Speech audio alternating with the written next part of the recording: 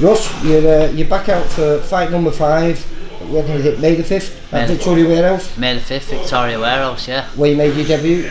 Just over a year ago now. Yeah, when I made my debut there, it was good. It was a good night, that. Well, it was the first round stoppage, so it was a very good night. Yeah, it was a good night, yeah. How have you find it then, your first year as a pro?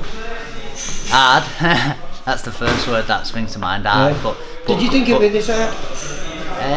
It's hard to say, because I always thought the amateurs was hard, but then the extra stuff that comes with the pros, you know, with the selling tickets and sorting things out behind the scenes as well, like sorting a bus out, sorting a bus out and stuff like that, and coming away to Manchester, yeah. Obviously that's extra hard, isn't it? Because you've got to class Manchester as your hometown, really, but really you're Barrow, and so even that is nearly a 2-hour journey for your fans to come down. Yeah, it's 2 hours for the people at Barrow come down to support me, and obviously it's 2 hours for me getting here all the time and stuff like that. I've been doing it just over a year now, so it's taken some commitment, but I'm still enjoying it. So. I was going to say, are you enjoying it? It looked like it. I was watching you there on the pads with Steve, and it seems like you got a few more lads down here. It seems like you're no longer on your own. No, yeah. At first it was just me, wasn't it? Just in here on my own. Yeah. Steve shouting at me and that. But now there's some of the amateur lads who come in through the day, and then there's some pros and that now we've added to the list of pros and stuff like that. It looks like you might have, we're not sure yet, one of your old stablemates from Barrow in Steve Gilbeck. Gilbeck, yeah, Steve. Yeah, we're trying to get Steve Gilbeck here now. He's been doing bits and bobs elsewhere and outside of the amateur circuit and stuff like that, and I had a crack with him the other week, and I think he's very talented in that, and I think most of the people in Barrow know he's talented. So the Jimmy Egan's here doing a class job with me and that, so I just spoke to him and tried to get him down, and he's come down for the first day today, and hopefully he sticks with it.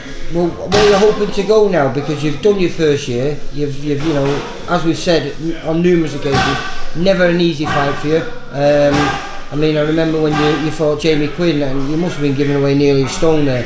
Yeah, it was I was asked to put on some weight for that because it was a last minute replacement opponent, but yeah, Jamie Quinn, it was one of them fights where everything I hit him with, I didn't feel like I was like. Do you know something though? Like I say, that may be true, but you look good doing it. You put some nice punches together, some nice combinations, and it was nice to watch, mate. You know what I mean? It's just the fact like the kid's naturally used to being hit by the bigger guys.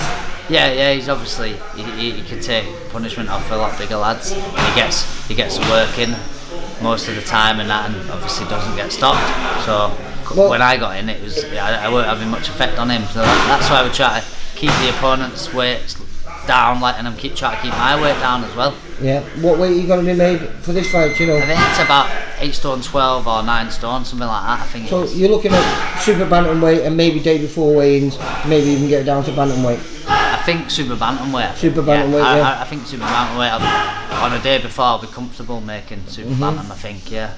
Yeah, but that's not always the best idea, being comfortable, because most of these guys who are making weight aren't comfortable making it. But they do rehydrate really well. Yeah.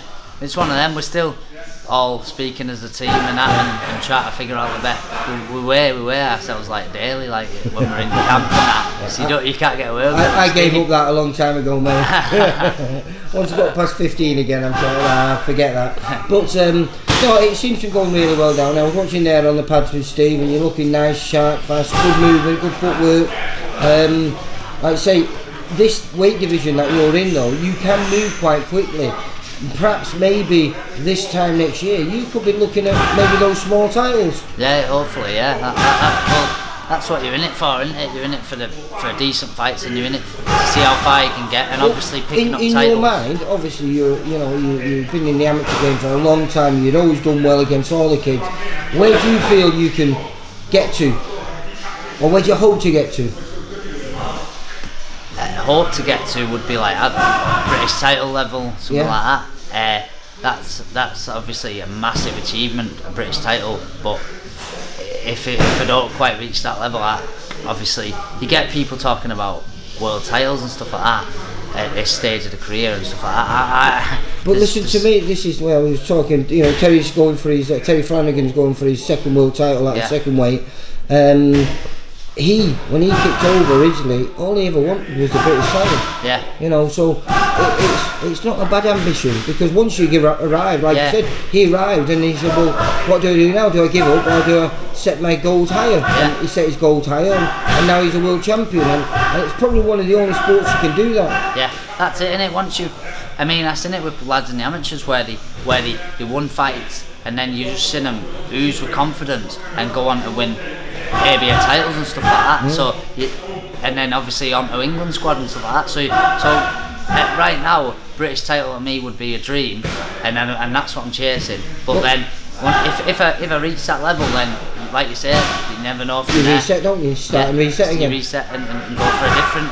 Title. Is there anyone out there who you fought as an amateur that you'd love to have a rematch with? You know what I mean? People that you beat, people that who've beat you. You know, because you fought some of the best kids around, and they're doing well now as professionals. Is there any rematches that you're looking to get out there, and you think I'd love to have a go at him again? Not for me really. I just what it is for me is I just work hard in here with Steve and Steve and Mark and Joe. I think Joe Pennington's on board with us now as part of management and stuff like that, and Sean, Tony and everyone talks together. I mean, there's probably people that I would think I'd fight him again, or I would. What about this fight? But I just let them do this work. Yeah. You train hard, let them do. That's the best way, mate. Yeah. Whoever they say that I can get in there with or whatever, I'll just say I'm not bothered with this. But because there's no, as we keep saying, no soft touches out there. No. I mean, we think you might be getting with Brett Fido. We're not sure yet, but it could be a possibility. Could be Brett Fido. That kid is hard as I don't know what. Yeah. And he can turn people over, as he's proved on numerous occasions. I just did an interview before with British boxers as well at the same day as this one, but I was just saying, like, if you don't start well against Brett Fido and he smells blood, he'll come for you, and he quite easily can turn it around on you, and next thing you know you're losing the fight. So you've got to have to be on Is this going to be a 4-round or a 6-round on our show? It's a 4. It's because I've had a little bit of time out. Well, I've not had time out.